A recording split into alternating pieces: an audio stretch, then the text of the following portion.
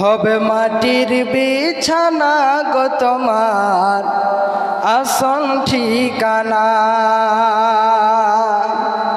একদিন তোমায় মরতে হবে, তুমি ভুলে যেও না।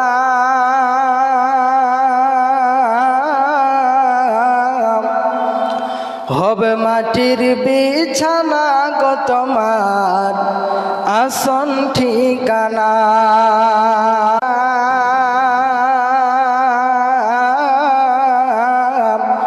হবে মাটির বিছানা গো তোমার আসন ঠিকানা।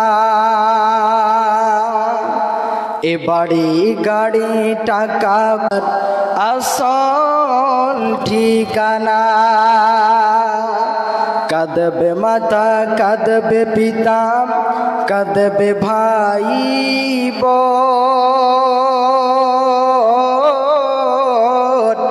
ঠিকানা। খালি হাতে এসেছো তুমি খালি হাতে যাবে, শুধু একটি সাদা দিন তোমায় মরতে হবে, তুমি ভুলে যেও না। হবে মাটির বিছানা গো তোমার। যিনি আমাদেরকে দিনী মাহফিলে বসে কোরআন ও হাদিসের কথা শ্রবণ করার তৌফিক প্রদান করেছেন, তা একটিবার মহান জায়াতকে কেন্দ্র করে সামনের দিকে লক্ষ্য রেখে নিজের বক্তব্য ইতি করবে ইনশাআল্লাহ। তাহলে আমার বক্তব্য আরম্ভ করার আগে শব্দ বললাম আলহামদুলিল্লাহ শব্দ।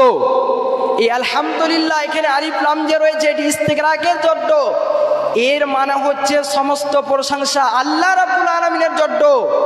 একমাত্র আল্লাহর প্রশংসা করতে হবে।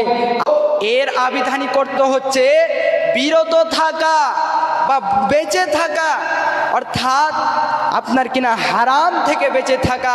এক কথায় তাকওয়া বলতে আল্লাহকে ভয় করতে হবে, যাতে করে আল্লাহ আপনার প্রতি যেন সন্তুষ্ট হয়ে যায় বা আল্লাহ আপনাকে যেন এইরকম মর্যাদাবান করে দেয়।